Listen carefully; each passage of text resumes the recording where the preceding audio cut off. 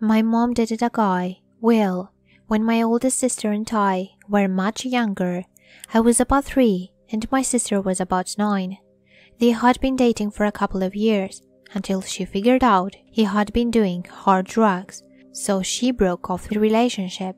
He didn't take this too well and started stalking her, which leads us to the story I'm about to tell. In the beginning, it wasn't that bad. She would coincidentally run into him places, as well as receive numerous phone calls each week asking for her to go back to him. Each time, she said no because he still was not sober. This frustrated him, and soon things got worse. My mom soon received threats from him and no longer felt safe with the 3 of us in our apartment. Because of him, I began to stay with my dad a lot more. I didn't normally stay with my dad because of his alcoholism, and my mother and sister stayed with my grandmother. As soon as my mom started staying with them, he caught on. Within the first couple of days, my mom had woken up to a broken windshield and a rock on the seat. It was never proven, but we know he did it. After this fiasco, things started to subside a bit, until nothing happened at all. My mother gathered her things as well as my sister, and they moved back to the apartment. Months went by and my mom had heard nothing from Will. I went back to living with my mom and things returned to the way they used to be, except I still would go to stay with my dad on occasion. One of the nights I stayed with my dad, my sister begged my mom for them to spend the night at my grandma's. At first, she said no, but after a while, gave in and packed up their things for the night. While there, my mom's phone number came up on the caller ID. My mom automatically knew that Will was in the apartment. It took the police no time to get there, seeing as they had been called a few times before regarding Will. When they entered the apartment, all of the lights were off. When they turned them on, they saw him in a chair facing away from them. He got up, thinking it was my family members coming home, and gave the police a clean view of the knife in his hand. Will was hauled off to the police station, while some cops searched the apartment. First they discovered a broken window. It was a first-floor apartment, which is what he used to get in. Then, in the bedroom, they found that alcohol had been poured all over the bed and shards of glass were everywhere. After that came the most chilling discovery, a lighter on the bedside table. While Will was in jail, my mom came to pick me up from my dad's house and take me home one night. She came in to get me, took me out to the car, and strapped me into my car seat in the back. She walked around to the front of the car, and as she started to get into the driver's seat, she noticed a man in the passenger seat. He cursed at her, and as she ran around to the back to get me, he escaped. The cops were called, and although my mom had cash and her medications in plain sight, the only thing taken was some of her personal information, her social security card, or driver's license or something like that. It was obvious to my mother that this man had been hired by Will while he was locked up. Will was released from incarceration after a short amount of time. My mom had taken out a restraining order on him, but that didn't stop him from contacting her again. Will called her and asked for her back again, and my mom of course said no. Desperate to be with her, he took drastic measures to get her attention. He figured if maybe he was hurt, she would feel bad for him and take him back. Using the rationale, he grabbed a gun and shot himself in the leg, knowing it would cause much harm. Little did he know, he shot right into a major vein artery, so he bled to death right on the spot. This story always gives me chills when I hear it. My family never ever told me about this until I was 12. If my sister had not begged to stay with my grandparents out of nowhere, this could be very different for everyone involved. It was my first night in a new city, and I called my mother to tell her that I had arrived safely.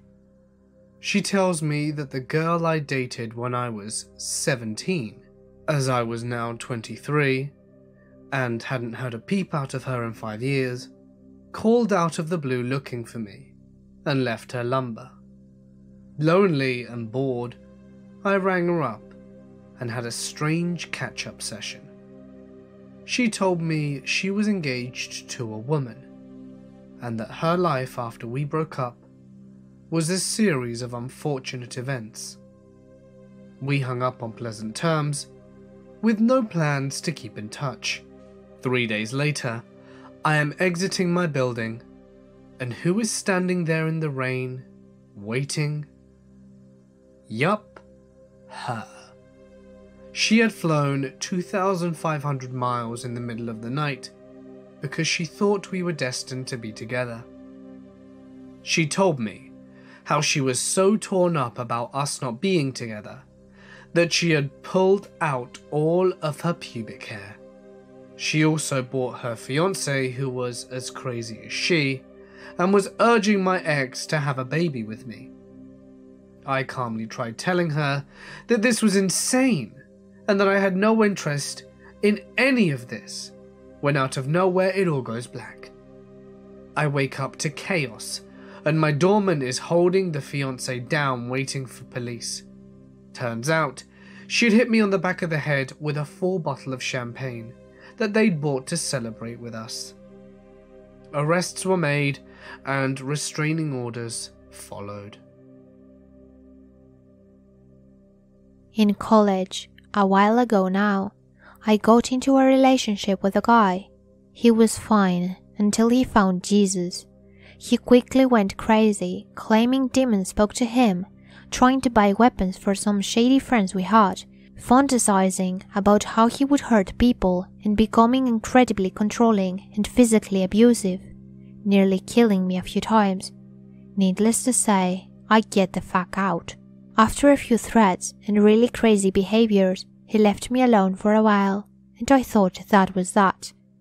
I was reading to my dorm after a meeting one night, when I decided to pass it and go to the student union, which was right down the street, to get some ice cream. As I passed the dorm, I heard steps behind me. I turned around, and I thought I saw someone in a white shirt duck behind a big signboard. I kept walking, listening carefully. I heard something moved and wiped around again. There a person, his size, staring at me from behind a tree. I couldn't see very well, but it really looked like him. I was mildly freaked out by then, but just walked a little faster. I'd hear the occasional footsteps and breathing behind me, but I didn't dare stop or let on that I knew someone, probably him, was there. I knew he owned a gun and would likely pull a bullet into me, given the chance. He was that psycho, and upset that I dared to break up with him. I walked all the way to the union and got some ice cream and just sat there in the store eating, unwilling to go back into the unlit street in case it was my crazy armed ex. I still hadn't mastered the nerve to head back when my phone buzzed. My heart just about fell out of my chest when I saw the message. It was some of my friends, a sweet couple. They'd been walking way behind me when they saw something that alarmed them enough to text me. "Your ex is walking around the street." They called me before I could even text them back. "Where are you? Your ex is prowling around, here near your dorm. He was coming back from the direction of the union. I think he had a gun." "Was he with you? What's going on?" Panicked, I assured them that I had not been with him, but someone who looked like him had been following me, and I was at the union and was too scared to go back alone. They practically yelled at me to stay there and not go anywhere, and that they were coming. A few minutes later, they came running into the union, breathless, eyes wide, asking me why he was by my dorm and what had happened. This was probably what scared them the most of all. The boyfriend, who is a black belt in karate and is never scared, looked absolutely terrified. He was coiled into some kind of fighting stance and looking around wildly, afraid that my ex would appear with his gun. They told me they were taking me back to my dorm and calling the cops. They sandwiched me between them and we walked back to my dorm as quickly as we dared, the boyfriend walking in front and yelling into the darkness that my ex had better not try anything. I led the two of them into my dorm and we went up to my room, where my roommates put in a frantic call to the police. As we peered out, the windows facing the street and side of the dorm, there he was, lurking in the trees to the side of the dorm, looking up. A street light reflected something in his hand, something shiny. I saw him tag at the 22. I realized he was carrying and looked up. We locked eyes and I saw something, this kind of rage, in his eyes that froze me. In that moment, I knew he really was out to kill me, and my friends and I had foiled him this time. He quickly turned and ran away through the trees. We didn't know whether he would come back and try to break in or something, so we called the police again. And lo and behold, sirens within minutes and officers with guns drawn combined the area. They caught him a few hours later, still with the 22 in hand. He confessed he was, indeed, going to try to kill me if he had had the chance, but he didn't want to take pot shots at me with my friends there. Apparently, since I had broken up with him, I was given over to Satan, and he had a duty to make sure I died and went to hell. Of course, he went to jail and later to a mental hospital, and I moved out of that dorm a week later. I just couldn't live with the thought that he could break out and come after me again. I got some cop friends to keep an eye on my roommates until they could move out too. I was never really the same after that. I was so afraid and paranoid for years and years. Now, I can be out and about without any fear, but I still have nightmares about him staring at me through the trees, gun in hand and rage in his eyes.